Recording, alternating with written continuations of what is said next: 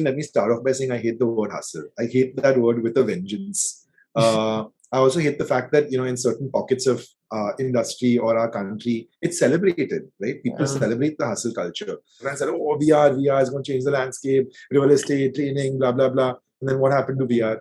It didn't even have its bubble, right? Forget the bubble bursting. It didn't even have its bubble. But if I had to pick one emerging technology that I feel will change the way we interact, I genuinely believe it will be voice. I'm someone who usually advocates to not work with friends. In the couple of relationships I do have, they're fantastic relationships, touch wood. But generally, I do advise that it's a route that most people shouldn't go down. On today's podcast, we have a really interesting conversation with Mr. Suvir Bajaj.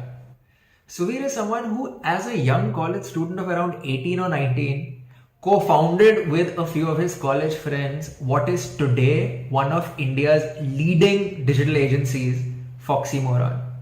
What started with an initial investment of rupees 64,000 is today a media network, Zoo Media, which controls 7 separate digital agencies and has a turnover of over 100 crore. They work with the likes of Amazon, Netflix, Colgate, Pepsi, L'Oreal, Swiggy, Flipkart, Cadbury, and many, many more, and have won over 200 awards for their work internationally. Because he's one of the pioneers in the Indian digital advertising space, his knowledge of the field is unmatched. Moreover, if you were to only look at the growth of the organizations he's co-founded, you'll understand that he has some really powerful insights into building businesses as well. In our conversation today, we discuss things like how a few 18-year-olds with no experience were able to outfox and outmaneuver agencies and individuals with much, much more experience in the traditional marketing space. We also discussed what entrepreneurs should keep in mind when building business partnerships, especially with people who they know as friends and in their personal lives. We'll also look at some of his insights into influencers and influencer marketing. And lastly, we'll also look at what he thinks is the next big thing in marketing.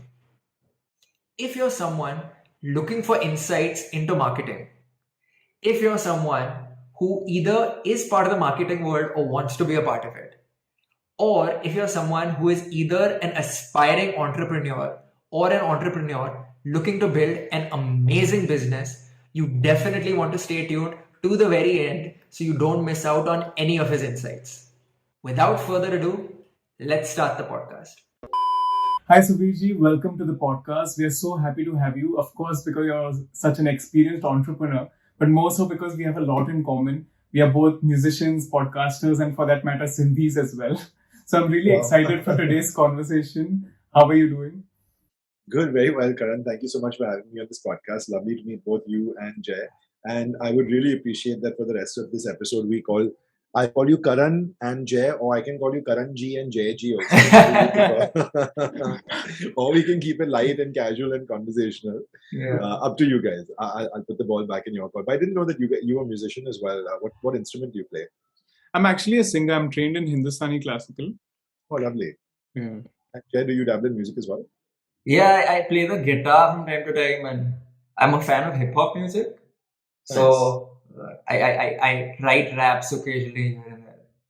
Oh, that's interesting. Yeah. Have you performed rap on any of your podcasts? Not on the podcast, not yet, but I've gone for a couple of open mics and stuff. Nice. There's always a first for everything. Yeah. I feel like I'm hosting you guys on my podcast. Yeah, I mean, I think we have started kind of on a lighter and more personal note, and we want to keep it, like you're saying, so we're conversational, keep it flowing both ways. And I think to kick things off, before we move to the serious stuff, I think one thing I definitely wanted to touch upon with you is that I think a lot of what shapes us as professionals and as leaders for that matter is what we're engaged in on the outside. So whether it's our hobbies or it's our interests, the kind of activities we engage in. And from what I can discern, this really does seem to be the case with you, because you've mentioned elsewhere how you're really interested in like spending time in the outdoors, in nature. And I noticed how not just Foxy Moron, but pretty much most of the companies under the holding company Zoo Media have like animal names. And of course there's the Vibe, which has an adventure focus, and for that matter, from what I understand, again, jazz music is something you're really fond of, and jazz musicians often build like new compositions from old standards often when they perform. And I really feel like in your professional journey, you've taken the old standard, so to speak, of traditional media, traditional advertising, and applied it to the world of digital. Mhm. So I mean, there are clearly a lot of interesting pursuits you do have. So what I was wondering is if you could share with us any one key lesson about leadership or success from like each of the following few interests that I mentioned to you. Does that sound okay? Yeah, sure, absolutely happy to. Yeah. And actually, before I jump into that, I'll tell you a fun fact that you actually picked up on is that when we started Zoo Media last year and we set the company up and we were thinking about so Zoo Media is a holding company, and the holding company effectively owns and operates the various different agencies under its banner. The reason why we named it Zoo Media is because all the companies had some kind of animal affiliation, right?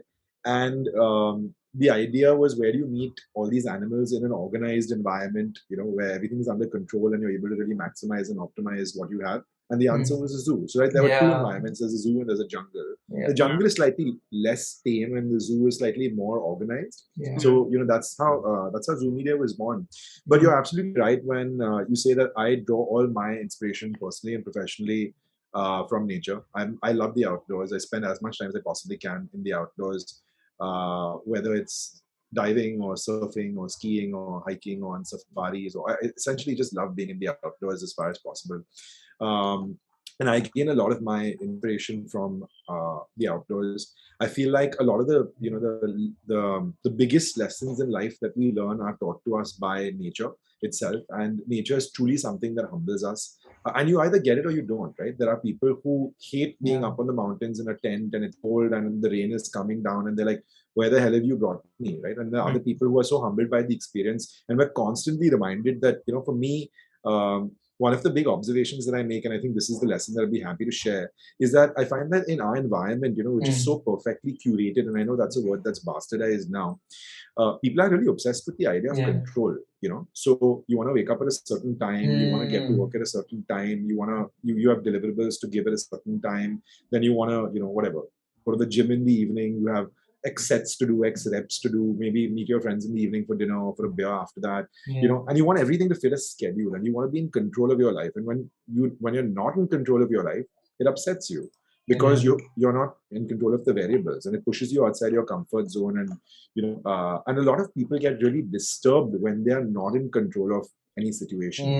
And I think my biggest lesson from nature comes from the fact that you're constantly reminded that when you're in nature, interacting with nature, you are a servant to its to its forces. You are not in control at all of your circumstances. You go for a dive expecting it to be beautiful and magical. There could be a down current that comes and you could be swimming against the current with nothing in front of you, with no fish, with no shark, with no nothing, and just fending for yourself, fending for life. You could be trekking on the side of a mountain and the sun is setting beautifully and all of a sudden it's overcast and the rain is coming down hard and you have to pitch a tent in the rain and you're sleeping in the rain and you wake up with a really bad cold and you're not in control of your circumstances at all. And that's the beauty of nature, that you're constantly reminded, you're constantly humbled by the fact that we as human beings should not be obsessed with the idea of control.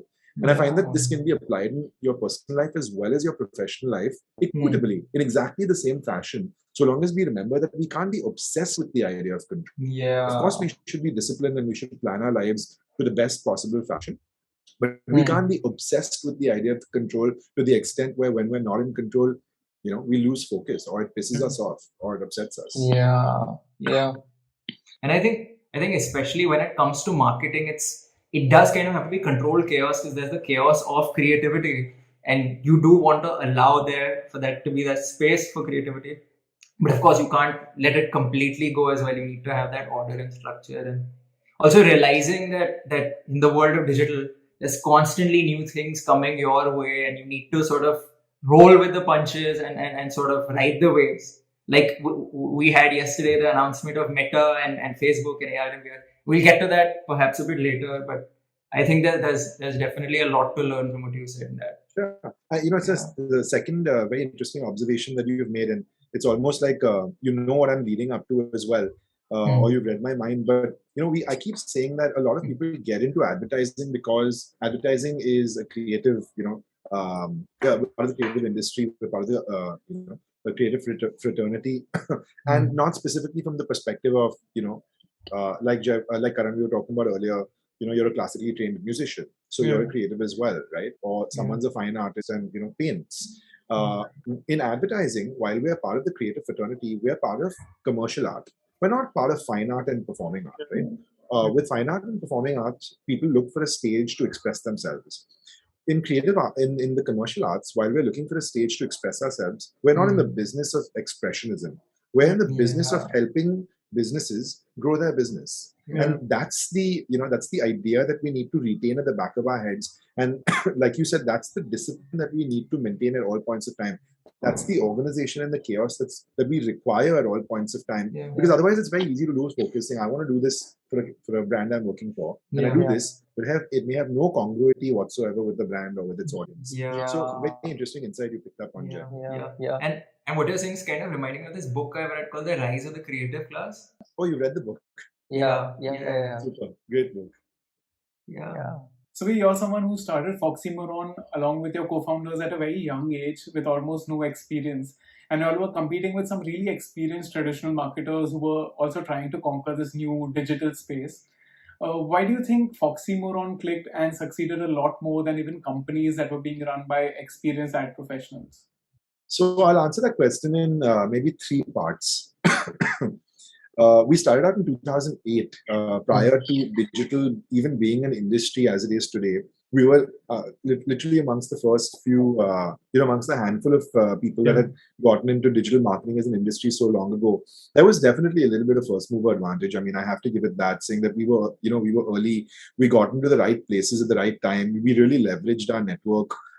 Start building relationships with both agencies and corporate clients at a very, very early stage of our lives before while we were still in our teenage year, right? So I guess it requires a certain amount of, ambition to push yourself, saying that I'm going to challenge myself and try and eat the biggest piece of the cake on day one. If I fail, it's okay, but at least I tried it. If I succeed, then great. The upside is way bigger.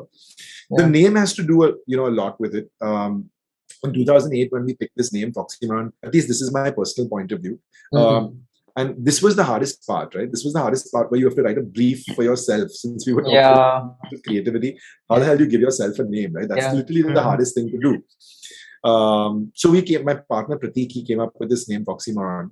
And it was a name that was very young and edgy. And it was a name that stuck. It was a name that if you heard, you would remember. You're not forgetting this name, right? If it was a name that if you saw, on Google search, when you type for marketing agencies in Bombay, you see this name, you're like, hey, I want to click on this link and see what these guys are about.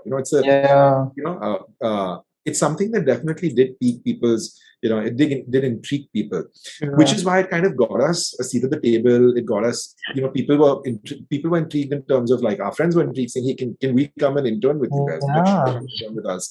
It got us a seat at the table to introduce ourselves to corporate clients as well. So I genuinely feel like our name and our branding had a lot to do with, how we positioned ourselves and therefore the opportunities that we created.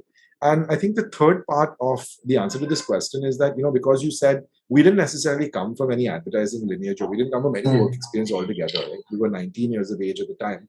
That also meant that we had no baggage. It's not like we had come from print or television and, we were taught to or trained to think like this. Again, like I said, no limitations, right? So when there are no limitations, you're pushing yourself because you don't know anything better, right? So the absorption for everything that was digital. And of course, we like to believe that we're a digital first generation, a digital native generation. Although we grew up with newspapers in our hands, we were the generation that kind of adopted mobile phones and the internet. We were the first generation to have adopted very, very smoothly and transitioned into.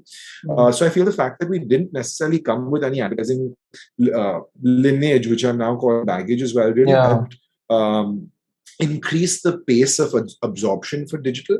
And therefore, it was really easy for us to also integrate ourselves into the ecosystem where we were working with these larger ad agencies as their partners, saying, hey guys, we understand that you have deep client relationships with XYZ clients. go ahead and sell digital services. We'll execute them for you. There's no ego about, oh, this is your client or my client or your work or my work, right? You just got to go with the flow, and whatever opportunity comes your way, make the most of it. And we were young, so there was no question of, oh, your client and my client, and there was no question of ego and stuff like that. It was just raw hunger, right? So we said, whatever comes, comes our way, comes our way. And automatically, a lot of those ideas that we had that worked well for us, they end up fostering a super culture, because we were young. And I still go to work in shorts and flip-flops every single day, right? That's just who we are as people inherently. And who we are as people, as individuals, transgressed into who we were in business very seamlessly, because there was no line saying, this is who I am, outside of my 9 to 6, and this is why I'm in my 9 to 6.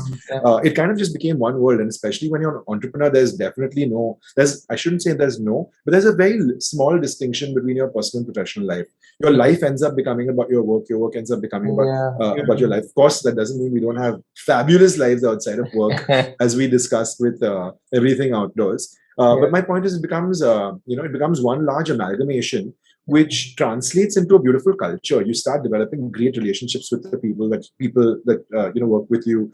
They start becoming some of your closest friends and confidants. There's a lot of trust that you build. There's a lot of camaraderie you build, and that translates into a very rich and robust culture. And fortunately for us, that culture became something that people spoke about. It became something that people celebrated. It became something that people looked forward to. Like, I want to work in a company with good culture, with good people. Exactly. And that was, I think, a big trigger for us as well, that gave us a big leg up when we were scaling, in the first maybe 3 or 4 years of our journey. And there's two really interesting things you mentioned there. And I think I want to touch upon that last thing you mentioned first, that you were scaling up. And as you scaled up, Suvir, I think there, at least in my eyes, is a really interesting transition you've gone through as a leader, because you began as a co-founder of a small startup. It was just a bunch of you together, small teams, and you've eventually stuck in this journey and stayed with this organization to now where you're like one of the leading advertising agencies in the industry. So from working with like a small ragtag team, you suddenly have hundreds of employees. And I'm wondering what that transition was for you, like a leader, and what are some key things you learned from that experience? So, in the early days when we were starting, we didn't know what we were doing. As anyone starts out in the first year or two, you're trying to figure out what you're doing, right? We took the call very proactively a year into our business, saying, let's be clear about what we are doing. And, because this marketing and advertising ecosystem is such a large ecosystem, it's very easy to get lost saying, I want to do A, I want to do B, I want to do C. You can do absolutely anything under the sun. But then if you lose focus, you also get lost. So we said, let's take some time to try and answer what we are doing first. So very early on, we decided that we're going to stick to doing digital marketing work. In the future, if it evolves and if it pivots and all, that's great. But at least when we're starting out, let's be clear about what we are doing. So we answered the what question very clearly, and that was very helpful, because when we went to pitch to clients, it's not like they had any idea what they wanted to do either, right? Because there was no concept of digital marketing. So when we defined the what, we were able to educate our clients, and therefore we were able to educate the industry in terms of what digital means. And when I say we, I don't only mean us in this case, but there were a bunch of very, very inspired co-founders for agencies that started up about the time that we did. And it was a joint effort by, maybe these 20 agencies that were forerunners in the industry to really educate India as to what digital really is. So that was the first part of our journey, is answering the what. The second part of our journey was answering the how. Because as spends start increasing, the amount of importance given to digital increased quite dramatically. And people started asking questions on measurement and ROI. And obviously, when we started answering those questions, because everything on digital is tangible and measurable, people said, okay, let's put some more money into this. And then we had to go from 7 people to 30 people to 60 people to 200 people all of a sudden. And, working with accounts ranging from a Unilever to a Procter & Gamble to a Netflix to an IKEA to an Amazon to an Asian Paints to a L'Oreal, which was our flagship client and really made us who we are as an agency today. Working with some blue chip companies and with some phenomenal brands in India and abroad. And we had to now be able to be capable and competent to manage their digital requirements, because now everyone's looking at digital. Now the big boys are looking at digital as well. So after we answered the what, the second question we answered was the how. So how am I going to do this really, right? And that's where we started applying. We had no prior experience when it came to building and scaling companies or building and scaling teams, and therefore we had no prior experience with building processes and building systems and stuff like that. But it was important to answer these questions while you're looking at keeping your client happy, while you're looking at delivering great creative solutions, etc. You also need to answer how you're going to do this at scale, right? And the two covenants that we always use are anything that we do under the sun should be scalable and it should be consistent. Scalable because the industry is growing, and consistent because today we're working with teams across 7-8 cities, around the country, in 4 offices across the country. And you've got to have consistent processes that everyone follows, right? You've got to have coherent language that everyone's communicating with, so that it seems like it's one agency, it seems like it's one company, not just from a culture standpoint, but whether it's a client who's interacting with you in Delhi or in Bombay, it should seem like they're interacting with the same agency. So we spent a lot of time trying to answer the how question.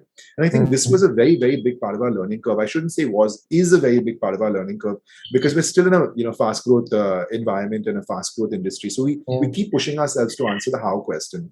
But the third question that we started asking ourselves recently is the who question.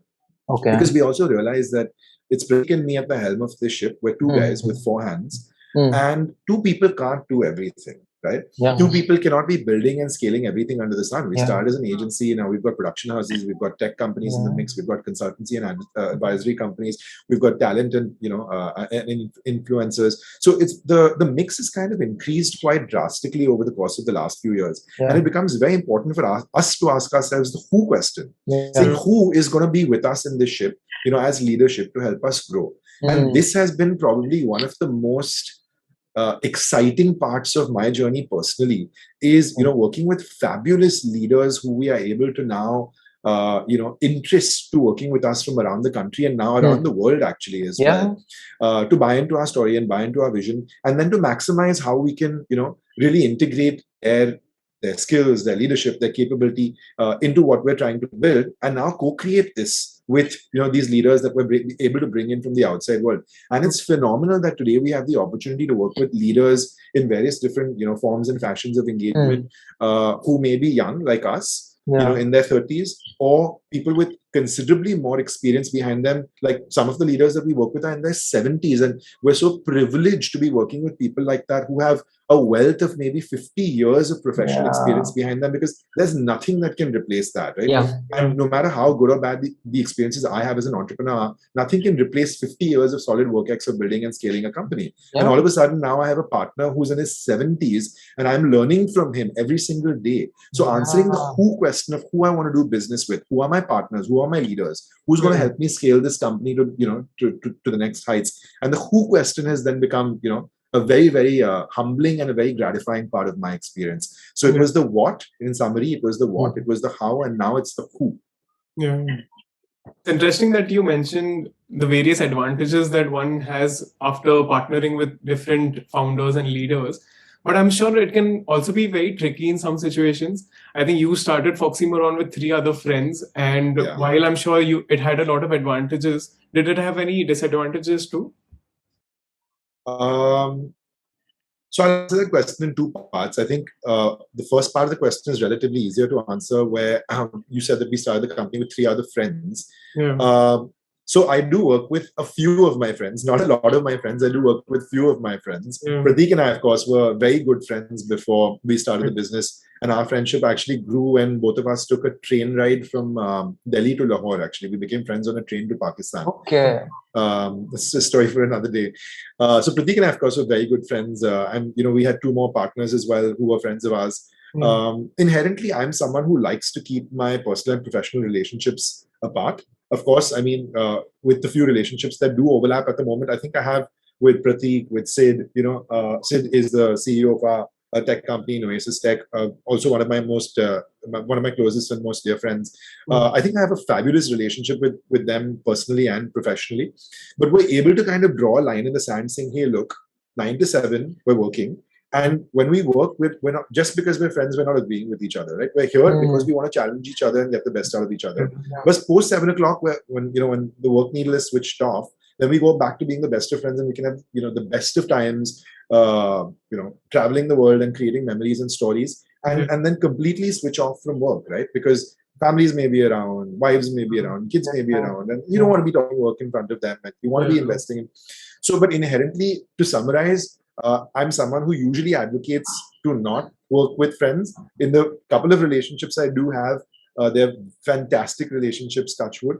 But generally, I do advise that it's a route that most people shouldn't go down. And it's very interesting actually, because we did have two partners exit our ecosystem over the last few years. And when I did discuss my growth journey with a couple of my advisors, etc., they said, look, you guys have found yourselves in a tough spot, a sticky situation twice, where you've had two friends or partners who've exited you. And now you're talking about building your business by adding new partners to the mix. Like, are you guys sure you want to do this? And I thought about it. I took a step back and I really thought about it, saying that, what he's saying is very true. We have had difficult situations with partners, and we could just say that, look, it's the two of us now. We want to build and scale this. And because, now what we have is solid. Yeah. But then I asked myself, when I say what we have is solid, what is that we have that is solid? And we went back and we dug really deep.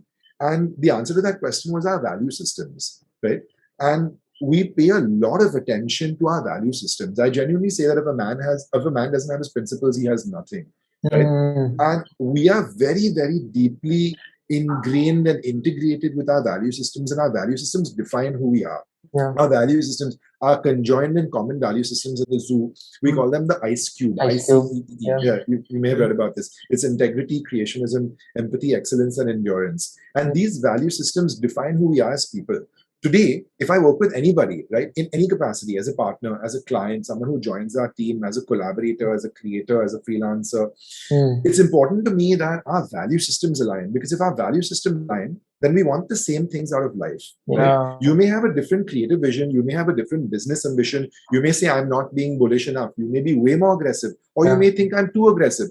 And I like, these are good challenges to have, right? Because that's when you keep pushing each other, saying, let's do better, let's keep building, let's keep moving forward. But if we don't agree on the core principles of life around honesty, loyalty, trust, respect of our colleagues, then we're not slated to be not business partners, but we're not slated to have any kind of relationship that's going to be long-term or that's going to be sticky. And, before you end up doing business with people, there's a dating period, right? Before you sign on the dotted line, or before you whatever, you fructify that relationship. In that dating period, it's very easy to be able to identify this cultural congruity, of your values, of your principles, of your morals. And that's really something that I look for. I'm not driven by somebody else's ambition. Hey, we can put our ambition together and 2 and 2 will become 5. And I'm certain of that. But what I am driven by is that as a man or as a woman or as a person, you are solid and grounded and want the same things from life for yourself and for people around you in your environment. Me, right? Because I will be in your environment tomorrow, you will be in my environment tomorrow. So as people, do we want the same things out of life? Not business and money and all that. That's, we're there today, we're gone tomorrow, our money is also going to be gone tomorrow, right? So I think that's what we take a lot of peace and comfort in, is saying that when we do business, we should find people that buy into the same value systems as us. And that's the most important thing. Yeah, I think it's super, super important that regardless of who you're partnering with, friends or not friends, if value systems are not aligned, it's a recipe for disaster somewhere down the line. Definitely. Absolutely. Yeah. And I also think, like you said, I think values, like for you, it's ICE Cube. They really help bring like that congruent culture to an organization, as we've been talking about.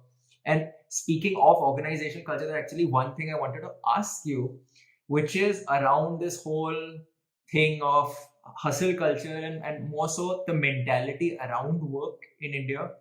Because like personally, in my experience, I was somebody who earlier thought, 40-hour work week is good, 50 is even better, 60 is even better. But the more I've done it, the more I've realized like there's a point of diminishing returns. And I think you're in a unique place to talk about this because you are a successful startup founder. So you are the whole mentality around hustle culture is sort of directed towards that demographic and is espoused by that demographic. And you've also written on this topic before. I've read an article you've done. So what I wanted to ask you is, what's your take on hustle culture and work-life balance, specifically when it comes to India? So at the head of this question, let me start off by saying I hate the word hustle. I hate that word with a vengeance. I also hate the fact that, in certain pockets of industry or our country, it's celebrated, right? People celebrate the hustle culture. So as an entrepreneur, I think, at least for the first 8 years of our journey, uh, 8 years of our journey, I guess the timeline is different for every entrepreneur, it's different for every business. But for the first 7 to 8 years of our journey, I think, when we put our heads down, we committed to the fact that, look, we're starting something. This is going to be an important chapter of our lives. And if we want to build something big, we have to give it its due. Yeah. 40, 50, 60, we used to do average 90 to 100-hour work weeks. Right? That was an average. Until 2015, which was the 8th year of our business, exactly 8 years, like I said, I don't think I had taken a real vacation which may have lasted longer than 5, 6, 7 days. In 2015 was the first time I took a 2-week long vacation in my life, right? The time that we started. But this is not because we were hustling. This is because we were working hard. This is because we were being diligent, because we were putting our heads down and not getting distracted, because we were staying focused to the vision and staying focused to the dream. There's a very big difference between hustling and putting your head down and being diligent and working. Hustling is trying to get from point A to point B. Working hard is writing the roadmap to get from point A to point Z, right? And anyone who has long-term vision, anyone who's building value for themselves or for somebody else, is looking at long-term vision. Long-term vision has no space for hustle. Hustle is to get from point A to point B, right? And is that required? Yes, it's required, because you do have short-term challenges and you need short-term, wins to kind of overcome those challenges. But we can't celebrate that, right? The reason why hustle culture is celebrated is it's actually biochemical in nature, to be honest. We have, let's say 30 Diwali campaigns going live this week because it's Diwali. Yeah. And everyone's obviously burning the midnight oil because Diwali is one of the biggest times of the year in which clients spend money, and there's a lot of money that gets spent. So everyone's going to be putting their backs into it. But knowing everyone wants to take some time off next week as well, right? So obviously you're going to be pushing yourself slightly harder over the weekend to get done and take your campaigns live, etc. And then when your campaigns go live, and you do whatever it takes this weekend, right? You're going to do whatever it takes this weekend to get that work out, because you don't have a choice. It's Diwali next week, your client's campaign is going to go live. And then when your campaign goes live and you look at it and you look at that ad break and you look at the view count explode and you look at the engagements and the comments and all, it makes you happy, right? So it secretes a chemical in your brain called dopamine. Right? It's a biochemical thing, right? So I pushed myself really hard, and then I got immediate results because I saw 1 million views on that ad the day it broke on Diwali. And there was dopamine in my brain and it made me happy. If I keep doing this week on week, I become a hustler, because I keep pushing from one goal to the next, to the next, to the next, to the next. There's a dopamine secretion every week as a campaign goes live, or every time I make a pitch, or, every time, and every week I'm continuously satiated by dopamine. And that's the hustle culture. Versus, hey, look, I'm looking to build a company which may take 40 years in my life, or 40 years of my life. What am I working towards, right? I'm not working towards the next weekend's goalpost. I'm working towards building value. I'm working towards leaving a legacy behind for hopefully my children to take on after me. Be the country to celebrate as one of, or the world to celebrate as one of India's foremost digital advertising agencies. And that's a vision that we're working towards. As opposed to, let me chase the next goalpost next weekend because it's going to give me a little bit of a high. That's an evolutionary process, right? When you start, you want quick wins because you want to be happy with what you're doing. And that's great when you're young in your career and you start by looking for quick wins, because it also gives you confidence that you're able to deliver, right? If you don't see wins, then you're not confident to be able to deliver. But once you've built that confidence, once you've built that capability for yourself, for your team, for your client, then it's a good time to start, focusing on the bigger picture. Will you have to work hard? Yes. Will you have to grind? Yes. Will you have to burn the midnight oil? Yes. But what are you doing it for? I think you should be, people should be conscious about what they're doing it for. Because if you're only doing it for the next win, then how do you say, I'm building a career in an organization, right? And that's the big challenge that we're facing today. 18 months, people are like, oh, I'm done over here. There's nothing left for me to learn in this organization. They're jumping jobs. And you look at CVs, and every 18 to 24 months, people are jumping jobs because they're looking for the next dopamine kick. They're not looking to consistently build a brand over 10 years. And that's what building brands actually takes. It takes a lifetime, right? That we're in the business of building brands, and it takes a lifetime to do that. I can't say I did one successful Diwali campaign and all of a sudden one of my advertisers is the best in the country. It doesn't work like that. It takes years to build legacy, and I need to commit to that vision with my partners and my brands, and I'm going to, over a period of time, sustainably build your brand and build your business, and that takes time, and that takes a commitment. So I don't buy into the idea of the hustle culture. I buy into the idea of hard work and discipline. But I also buy into the idea of work-life balance. Today I feel, and today maybe I'm speaking from a place of privilege because, we have, it's been 14 years for us that we've been building this agency, and we've been able to, I'd like to believe, put some systems and processes in place. We've got some phenomenal leaders who run, different parts of our network and different agencies for us, where we don't necessarily need to, on an everyday basis, be involved in the day-to-day ops. So I'm speaking from a place of privilege, but my place of privilege tells me that I'm happy to, every single day of the week, put my computer off in the evening and be on the tennis court at 7 o'clock every day. That's my time, right? And that's my work-life balance. I should, and I do put my computer off every evening, and I go to the tennis court because I enjoy doing that. I enjoy running around. I enjoy playing tennis. I love playing tennis.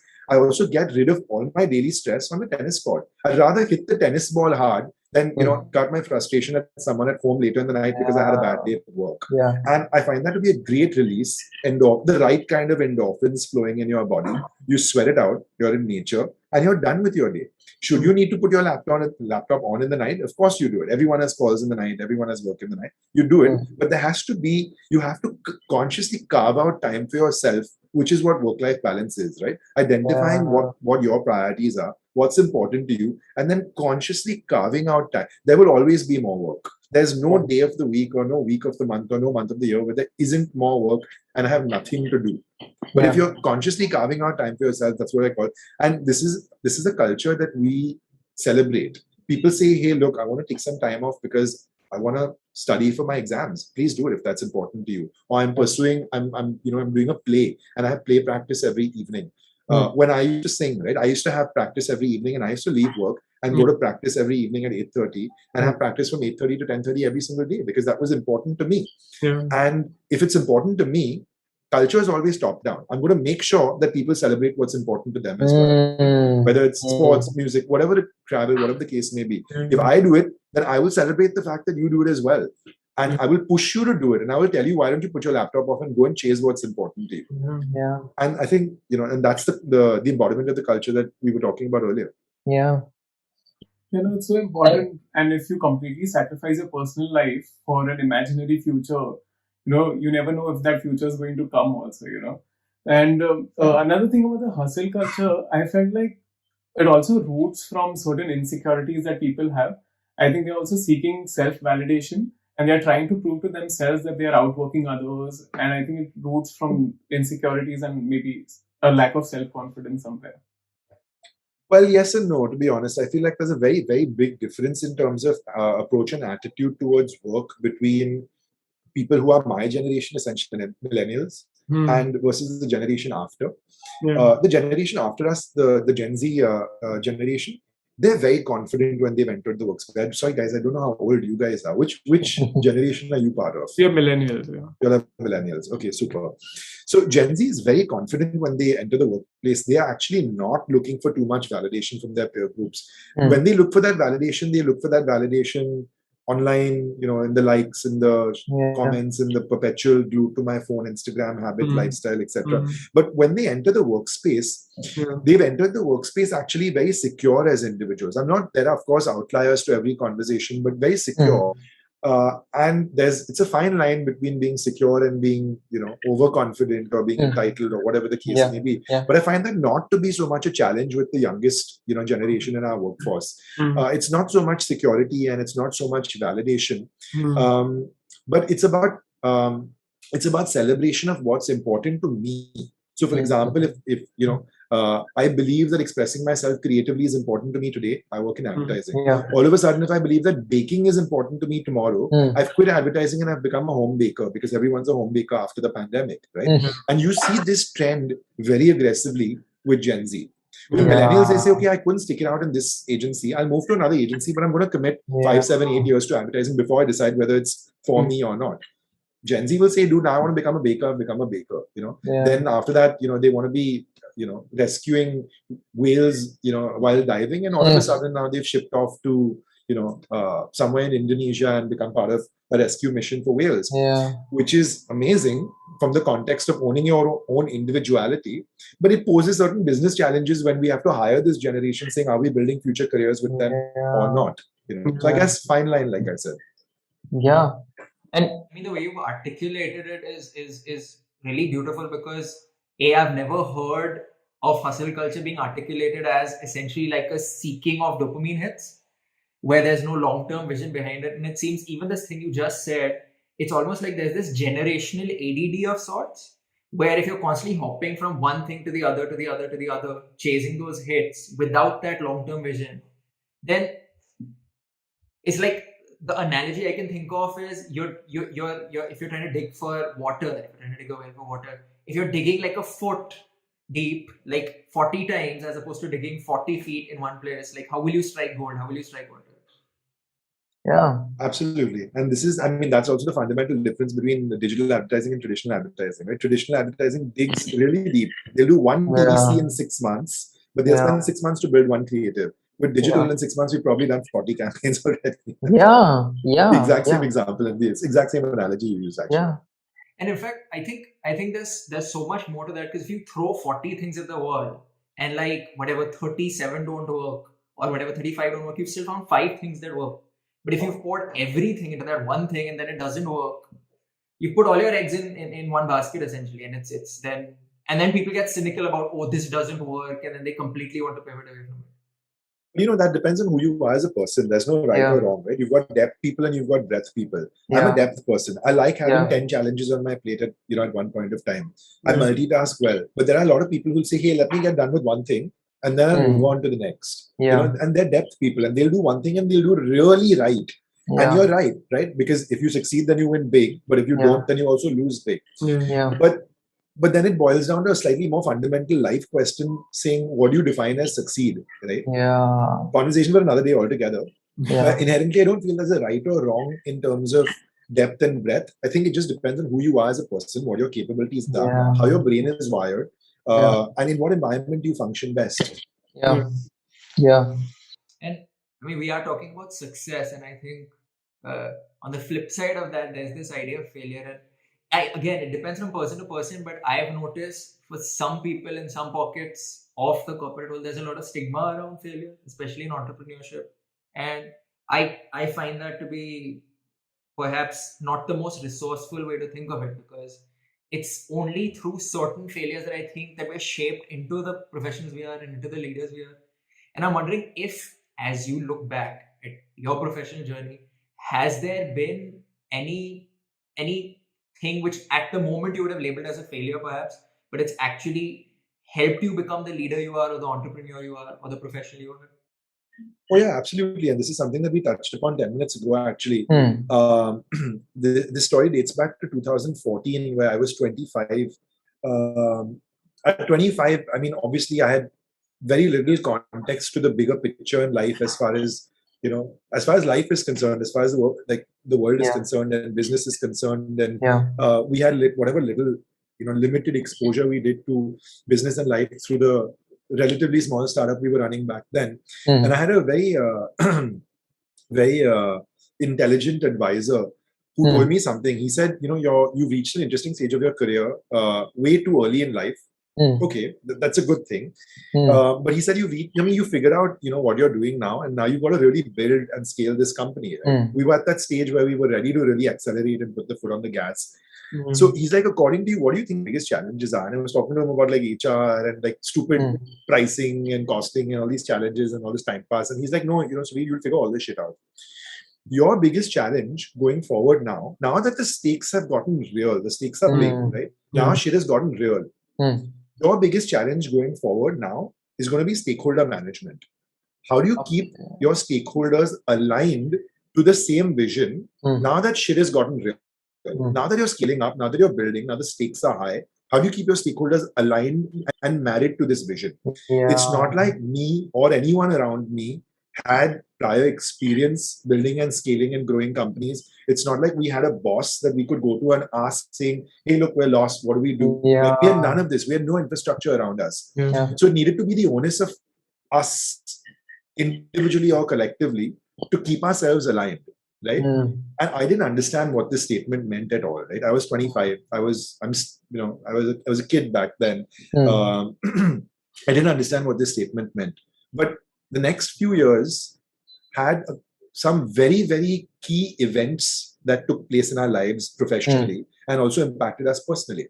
Two of those key events are that we lost two of our business partners who exited the business. And the reason we did is because we obviously weren't aligned on the goals that we were running the company on, right? If I have to summarize in one sentence. And when this happened, I looked back at this advice and I said, this is what you meant, and why didn't I understand this earlier? Because at that point of time, we were also discovering ourselves as human beings at the age of 25, like when you're done with your, I'm a kid, I'm partying, I'm enjoying life. You're done with that phase, and you're like, okay, now I'm coming to a slightly more serious part of my life where I'm starting to think about what I want from life, and I start to think about what I want from the people around me, and the opportunities around me. And that answer evolves, right? Because when we started this business at the age of 19, no one even knew to ask themselves these questions. Yeah. So there were no answers. And then you ask yourselves these questions at the age of 25. Obviously, everyone has different answers. That means we've got different motivations. That means we've got different priorities. Everyone has a different algorithm that's making them tick.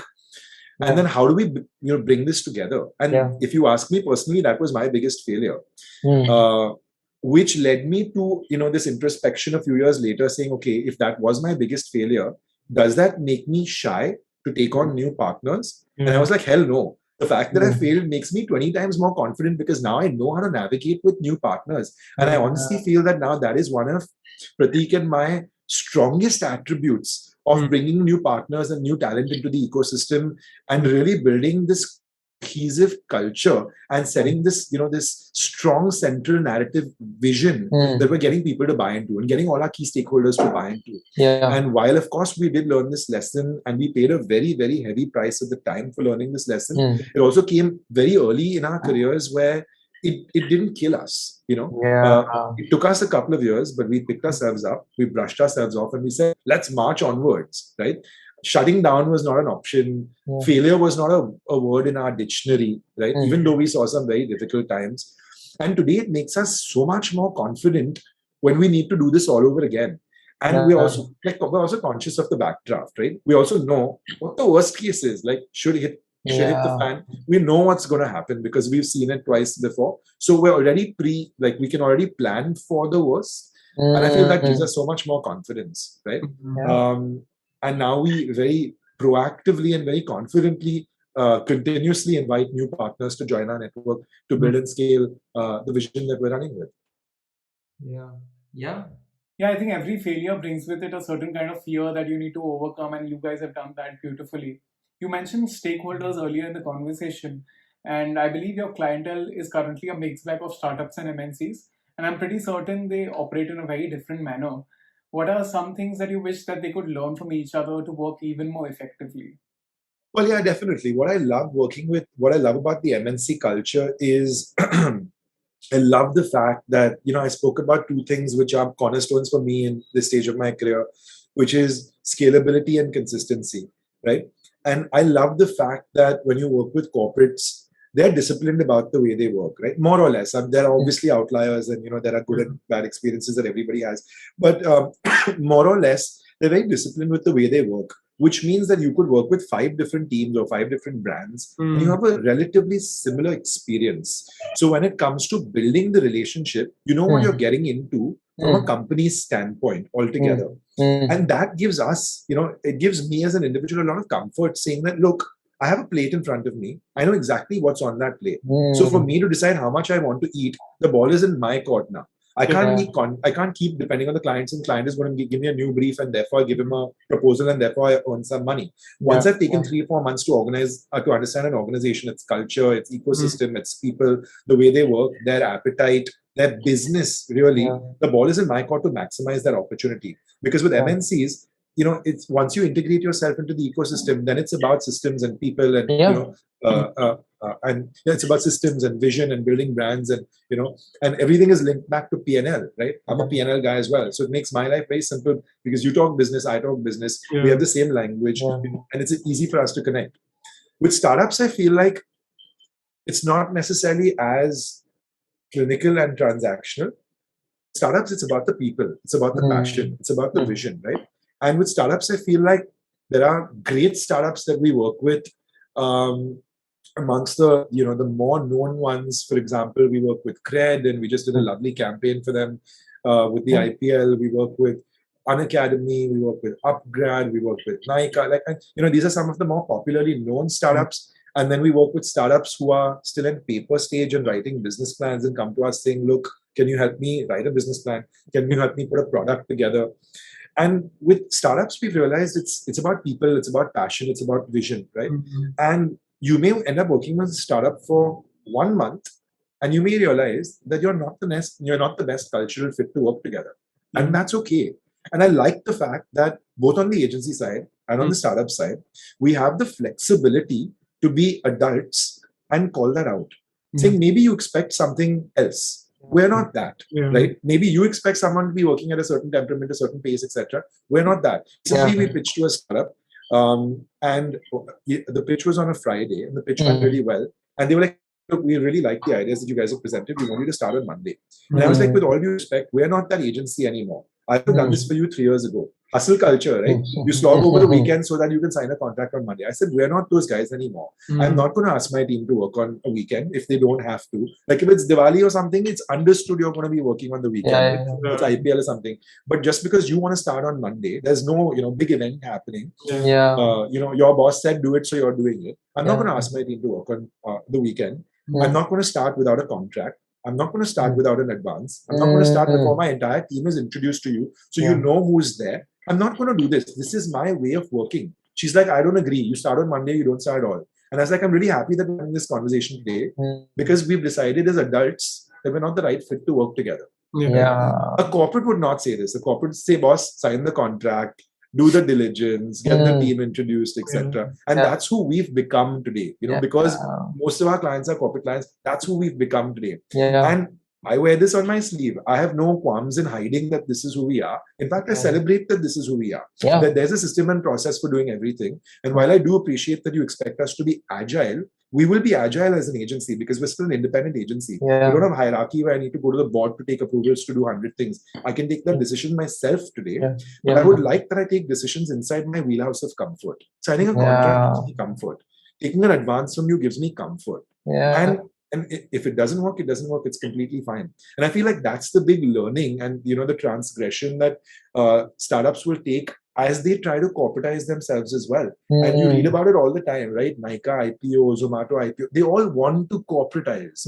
So when they want to corporate and they have to corporatize, they'll have to build these systems and processes. They'll have to build for scale. They'll have to build for consistency because otherwise who's going to take a bet on you, right? Exactly. So I think that's the learning curve in corporatization that I feel that startups can benefit from. Not that I'm saying that guys like us are instrumental in this, that's their own journey. But what's amazing is that startups really attract corporate talent as well, right? You read about those guys in Nykaa whose ESOP pools now earn them 250 crore rupees. They're all ex-corporate CEOs that joined, fast growth startups today and are all, millionaires in their own rights. And that's an amazing story to tell as we write the startup story of India in the next 10 years. Yeah, like we discussed this earlier about like being resilient as an organization, and when you have those systems and processes in place, regardless of who's there, who's not there, if the systems are in place, an organization's resilient no matter who's coming in, going out, what's coming in the way, as opposed to when it's too non-systematized. Absolutely. And as founder-driven agencies and founder-driven businesses, I won't even say agencies, one big mistake that founders one big misconception that founders have is that they, a lot of people believe that the business lives and dies with the founder.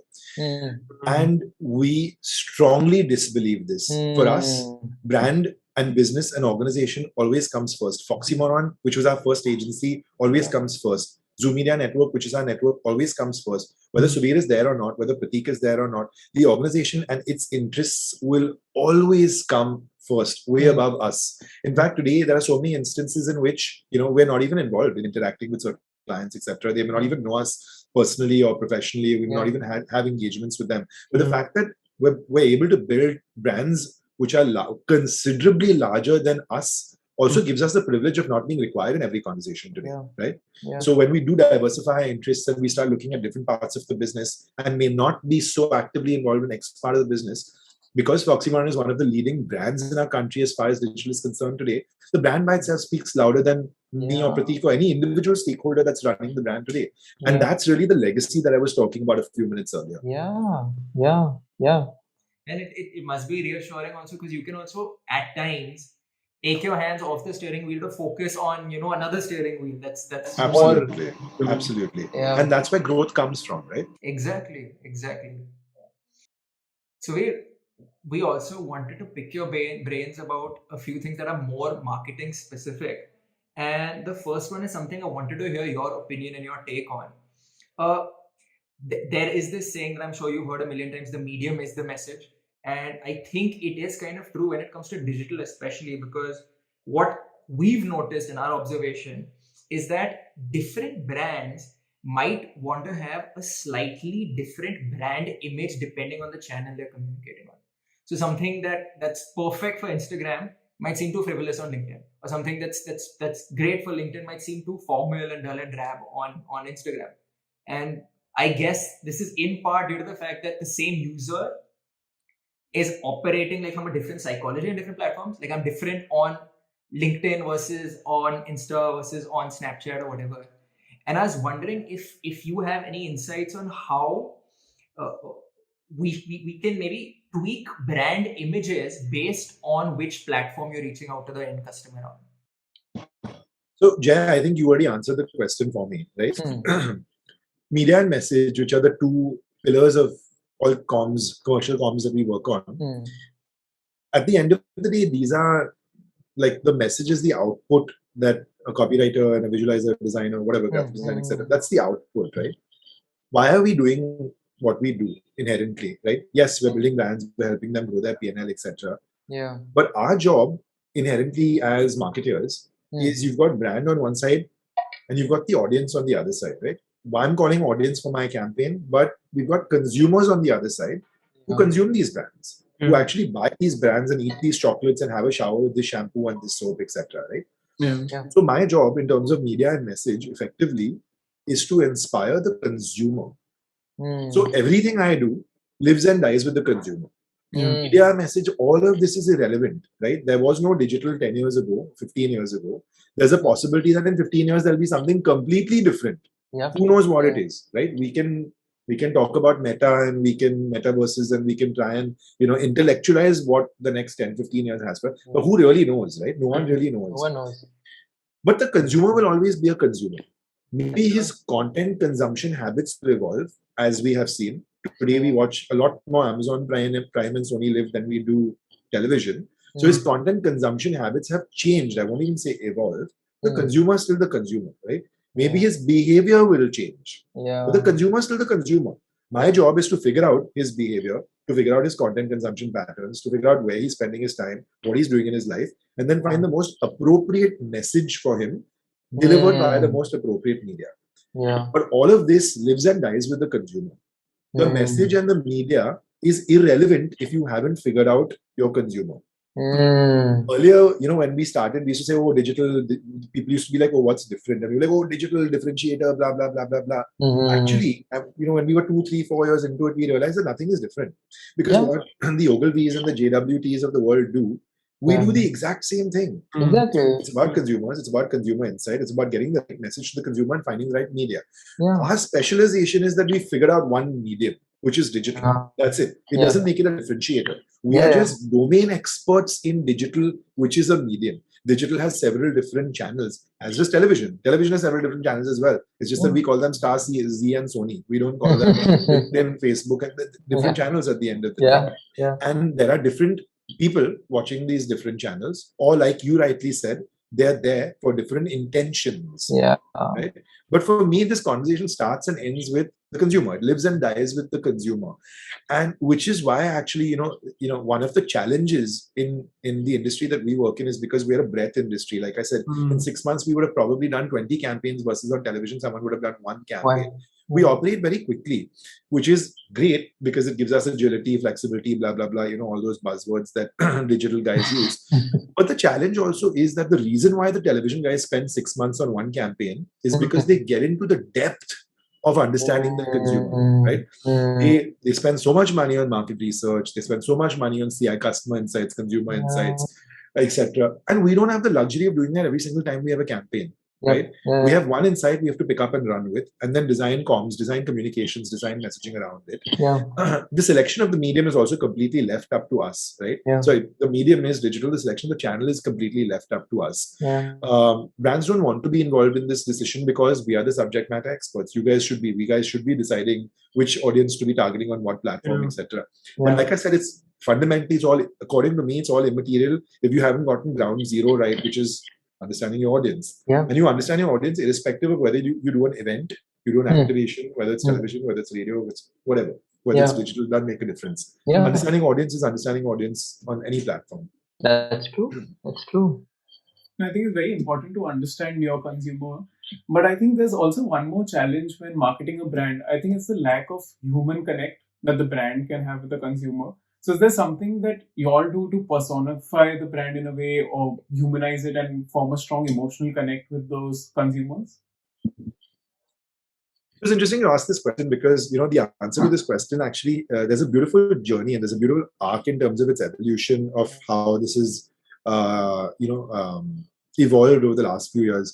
So if I have to date back to 15 years ago when we were just entering this advertising and marketing domain, the idea of brand personification for me as a young 18-year-old was very glorified, right? Seeing a brand come to life, having personality traits, having characters, and seeing how that reflects in terms of its tone of voice, in terms of its communication, in terms of, the language it uses, tongue-in-cheek, when to use humor, when to whatever, right? And we would be very excited as kids, to actually execute stuff like this, to write, to design in this fashion.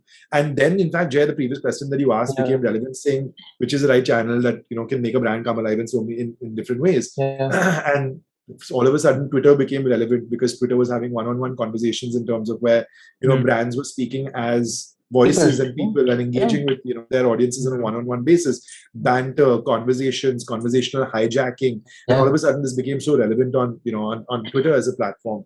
And then as we evolved from that generation to the present generation, which was the Instagram generation and then became the TikTok generation, and now has today emerged to become the Takatak, Chingari, Mod, ShareChat, whatever Koo generation. Brands suddenly have faces. Right? And brands' faces are today. And people are now connecting with actual real life faces who are now representing brands today. So when we talk about personification, the personification comes from the word person, right? Brands actually have real life people who are fronting them. And that's amazing because that gives us the flexibility as marketers to capitalize on real life faces who can have real conversations, not hiding behind a fourth wall, not hiding behind a screen, with real consumers. And today you put a face that people connect with in front of any brand campaign and the face talks to. And I'm not talking about faces like celebrities who are endorsing brands, who are the traditional influencers. I'm talking about real life faces who you and I connect to and can have relatability with. I can take you into my bedroom and show you that my bedroom looks exactly like yours. I'm not Shah Rukh Khan who's living in a Mannat, who's got 19,000 bedrooms with whatever, 19,000 problems attached to them as well. But, my bedroom looks exactly like yours. My wardrobe looks exactly like you. That's the reason why you relate to me. And if you relate to me, I have my own personality, which may be whatever, serious, funny, etc. I have my own brand of humor. I have my own language. And if you relate to it, great. And if a brand is able to identify these opportunities today, that's really what personification of brands has become today. You look at one of the brands that we do this very, very successfully for, which in my opinion is one of the most, one of the most experimental advertisers in our country over the last few years is Netflix. And we manage Netflix India. I don't know whether you guys have had a chance to look at Netflix India's YouTube page. But what Netflix India does is their idea is to tap into pop culture and systematize pop culture for marketing.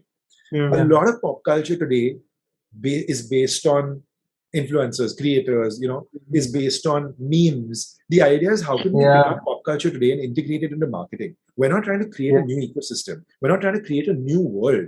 We're trying to pick up elements from existing worlds that people have bought into. We're trying to pick up elements from existing communities that people have bought into, and then build these communities into our brand's ecosystem, right? So all the cool stuff that we do in terms of marketing their content on their platform through like for example the show that we've been championing for 3 seasons now is called Behinsplaining for them.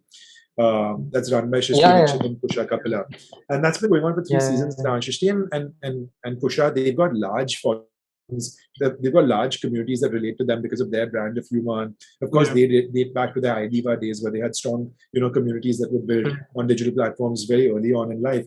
And they have a very distinct brand of humor. They have a distinct, style of storytelling. And can we as marketers now integrate that into Netflix's vision to popularize its movies or its shows, etc., and bring them onto the platform? So what the brand is doing is really giving these creators a platform, and we're picking up from insights that their communities give to us, insights that the brand gives to us, bring them together. So as far as personification is concerned today, we've actually defined personification with the person who's now sitting and representing the brand on the face of it. And we've come a full circle now, where the brand doesn't need to, the brand will continue to have a personality, but today the brand could have 5 personalities, because the brand could have 5 different people representing it, talking to 5 different audiences or 5 different cohorts, and delivering 5 different messages to them, which you could never do on television earlier, right? Because you would come across as inconsistent, expensive, inefficient, not optimized. And I think that's the edge that influencers have over direct advertising on the platform, because they have a face to it. There's more trust involved. I wanted to know, how do you guys measure influencer campaigns? Is it just the KPIs, the metrics, or are even the intangible assets considered when doing an influencer campaign? So I'll answer this question in 2 parts. Most people say, okay, you do an influencer campaign and you get a certain number of impressions and video views and likes and comments and shares and stuff like that, which is great. And that's what most people look at because that's on the face of it, right? Yeah. But I think the arc that we're trying to build going forward is we're very strong believers in the idea of social commerce, and we believe that social commerce is going to change the way that the world shops online, so as to speak. I'm just summarizing in 2 words when I say shops online, but of course there's an arc there as well. The narrative that we're actually trying to build with consumers today, and I talk very fondly of the content community commerce arc that digital is going to kind of power, and we're taking small steps in that direction as well. Marketers look at their marketing spends from the perspective of trying to evaluate an MROI, a marketing ROI, right? Everyone has a markening P&L in terms of the amount of money they spend and the gains that they kind of receive as a result of that spend. Yesterday I had a conversation, a very healthy conversation with one of our large clients who's an edtech, who's a spender in the edtech space, relative startup, and we do multiple different types of campaigns for them. We do branding campaigns, we do customer acquisition campaigns for them, and we were having a very intelligent conversation about how running a brand campaign will, over a period of time, amortize the cost of customer acquisition. It may take 1, 2, 3, 4, 5, 6, 7 quarters, but that means the more money I spend on brand, the less money I will, over a period of time, need to spend to acquire customers. Because over a period of time, more and more people know about your brand. So then I don't need to spend money to acquire customers onto your website. They already know about your brand. And I just need to optimize the funnel. So I mean, a really very interesting conversation between the relationship of brand and amortization of customer spend online. So having said that, there eventually everyone's going to start evaluating their spends in lieu of some kind of a funnel, right? Except for large ticket brands who have big budgets and are doing campaigns specifically for brand, but there's no real acquisition involved. And that's why influencers have a relatively easier scale of measurement, where companies like Nielsen, etc., have a evaluation metric saying, okay, and you have a TV to digital evaluation metric as well, saying, look, I got X many million views on digital, and what does that do for me in terms of my top of mind, or in terms of my spontaneous call, or so on and so forth. And the brand index is is an evolved structure that's been in existence for several years. How good or bad is it? Again, conversation for another day. But it's in existence, and it's a best practice in the industry for several years. That conversation doesn't excite us because we're digital marketers, right? We're very, very passionate about justifying digital ROI, which means that today the question that I would ask an influencer is, how many lakhs of sale am I going to get from you uploading your video about a razor? And influencers today, all due respect to them, don't have an answer to this question because the ecosystem and the infrastructure doesn't exist for them to answer this question. So our influencer and talent management agency, Poland, today is trying to answer this question. It's trying to answer this question, A, along with the influencer, and B, along with the brand. Along with the brand, why? A, because it's the brand's funnel, right? So we have to be conscious about what the brand can contribute to this funnel in terms of its infrastructure, in terms of its tracking, in terms of its marketplaces, in terms of its own e-commerce experiences, in terms of the influencer, because the influencer needs to start becoming conscious about the fact that it's creating content that eventually needs to not only get views and ha-has, but get click-throughs. Exactly. Right? Exactly. And there has to be an evolution even in terms of how they create content. Because today the content is created to get ha-has and likes and shares. It's not to get click-throughs. So there has to be a journey to evolve how you create the content as well. Maybe the first post won't get you the click-throughs, and will get you the ha-has. But then are you going to do a second video to follow it up, saying, guys, it's Diwali and you need to be going for a Diwali party. You need a quick fix. You can't get waxed. Shave your legs today. Buy a razor now because it's Diwali tomorrow. Right? Are you getting those click-throughs? Are those click-throughs going to result in some kind of GMV? What that GMV today is, we don't know, and it's okay. We don't want to preempt, but we want to build the model. The model will start getting fleshed out, but there needs to be a model in existence. And the GMV model is something that we speak about very passionately. It falls in our wheelhouse of content to community to commerce. It falls in our wheelhouse of social commerce. And this is exactly the narrative that we're championing with Poland. And this is exactly the influencer story that we want to build. Will it take time? Yes. But will it be successful? Well, 100% it will be successful over a period of time. What I want to ask you is, what are some of the lesser known approaches that are really today, as of 2021, at the absolute frontier of marketing? And my follow-up to that is, by what timelines do you think that these frontier approaches will become commonplace? So it's interesting, right? We were working with an advertiser in Bangalore, and I love their approach. They said that, so we were doing the agency introduction, and this is at the beginning of the relationship. And I said, how do you guys approach marketing? What is your philosophy to marketing? So everyone has a philosophy to marketing, right? And if you don't, then you're just like meandering all over the place. They had a lovely philosophy. He told me, look, Sudhir, my budget is 100 rupees. I'm giving you 100 rupee budget. And then I go to all agencies and I tell them this. I'm giving you 100 rupees.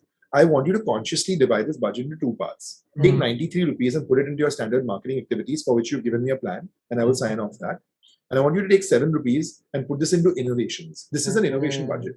If you tell me I want to run Facebook ads, I will not let you run Facebook ads. If you tell me you want to do an Instagram campaign, I will not let you do an Instagram campaign with this 7 rupees. This is an innovation budget. The idea of this innovation budget is that we keep trying new things quarter on quarter, and we keep seeing what works. If nothing works, I will not hold a gun to your head. We have parked this money aside for innovation. But if something works, then we're hitting a home run, and then we take out a lot more money and we put it on this innovation that really works. I love this philosophy, right? These are clients who push you to work hard. They push you to find new solutions for them, new technology for them. And it's a great philosophy, right? Similarly, at the agency level as well, we also apply a very similar approach from a philosophy standpoint as far as innovation is concerned. So we have hours that we log as house hours. So you have certain hours that you spend on working on your clients and talking to them and doing meetings and executing campaigns. And then house hours, which you spend on research or experimentation or something like that. And this is not Phosphine who's doing research on new MR. This is even a copywriter doing research on, maybe global campaigns in terms of, different ways to write scripts or different ways to engage with audience. Everyone invests house hours in upskilling themselves. And I'm not talking about upskilling from the perspective of L&D and training and stuff like that, but just continuous innovation research constantly.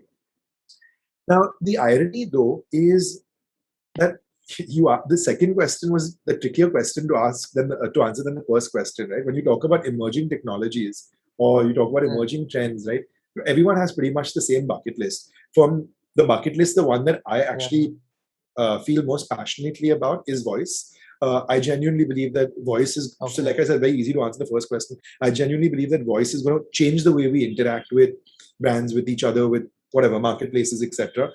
We're putting a lot of eggs in our voice basket, working with everyone from Google Assistant to Alexa, etc., to start developing custom voice solutions for brands, custom voice solutions for experiences. Pros and cons, yes, I know it's a debatable one. But if I had to pick one emerging technology that I feel will change the way we interact, I genuinely believe it'll be voice. Voice is so native to us, right? We're having a conversation right now, which is using our voices, and it's inherently the most instinctive thing that comes to us. I don't know whether you guys have migrated to this or not, but like in our organization, we've all migrated to WhatsApp only on voice notes. Not only, but predominantly on voice notes now, right? It's quicker, it's faster, you can be emotive in a voice note, as opposed to sitting and typing something, etc. Voice is pretty much kind of taken over. So as an emerging tech that I feel will revolutionize the way we interact with one another, my money's on voice. How soon is a tricky one, right? Because if you remember the curve 5 or 6 years ago when VR became really popular and everyone said, oh, VR is going to change the landscape, real estate, training, blah, blah, blah. And then what happened to VR? It didn't even have its bubble, right? Forget the bubble bursting. It didn't even have its bubble. Then camera tech became amazing. Everyone was doing filters. Everyone was doing AR, etc. It had a small bubble, but unfortunately, it's not become mass. It's not become scalable tech. Like I said, for me, everything has two covenants. Is it scalable and is it consistent? It needs to be scalable and consistent. And unfortunately, these experiences have not been scalable or consistent for whatever challenges, price, infrastructure, cost, hardware, whatever the case may be. With voice, I feel that we are able to overcome these two challenges really well, right? It's scalable and you can have a consistent experience no matter who uses this. With voice, you have the flexibility today of developing solutions in 9 languages, in 49 dialects, and still delivering a consistent experience to your audience, irrespective of where he or she or they are coming from, any part of the world, any part of the country, etc. And it's really exciting today because we're doing work in 49 dialects, which is amazing. I didn't even know that we could do work in 49 dialects. And all of a sudden, it's such a new learning curve, but we're building consistent experiences. So again, I feel there's a slight bit of a journey because voice by itself is currently dependent on guys like Google and Amazon because of Assistant and Alexa, etc. But integrated now into into the app, right? Like the Google app on your phone today has a voice button and you search by voice, and those searches are going up so consistently quarter on quarter, and that's very encouraging for guys like us who are championing this voice agenda. More and more people now have home devices at home and are interacting with these devices, and they're learning new things about you that we in our last 15 years of the internet had never had the opportunity of learning, because you're talking to a device now as opposed to typing something in. So even the notion of intent has evolved so beautifully. I think in the next 24 to 36 months, I think voice is going to revolutionize the way we interact with the internet. Already we are seeing, like with search spends, there's a slight there's allocation being made towards voice search as opposed to only textual search, which controls most of media spending on the internet today. I think it's a nice 24 to 36 month horizon before voice starts becoming mainstream. Let's call it mainstream before it starts becoming mainstream. Mainstream. So I think with this, we end today's podcast. Thank you so much, Subir, for being on the show, for being so generous with your time. We had a great time chatting with you. Would you have any parting words? Absolutely, Karan and Jay. Thank you so much for having me on the podcast. I think it's been a very interesting chat, and really happy to have shared this last hour with you guys. So Karan, a bunch of very young, inspired Indians today riding the startup wave. We have some very interesting and exciting startups emerging from India every year. Of course, so many startups entering the Unicorn Club, and so many startups now in the Soonicorn Club as well. Of course, while I'm not someone who's ever excited about chasing valuation and talking about numbers in public forums, I think what it does really do is it's validating the India story. We are very, very passionate about the India story. I think the next 20 years is going to be amazing for us. It's very, very encouraging for young startups and for young founders to stick to the India story. And I think once we stick to the India story, we stay committed, we stay passionate to India. The next part of this story in the next 20 years is taking India to the world. So for all the young founders out there, start looking at horizons outside of India, start looking at how we can globalize your organizations, and start looking at how we can globalize our country and regaining the importance and the cred that our country had in this world. Yeah, absolutely. And I'm sure our audience has learned a lot from you today, and they've probably seen you in a different light. Thank you so much for watching. Drop in the comment section below what were some key insights for you from this interview. If you enjoyed, drop a like, share this with your friends and family. And if you like podcasts, then subscribe to our channel. We'll see you next time. Bye.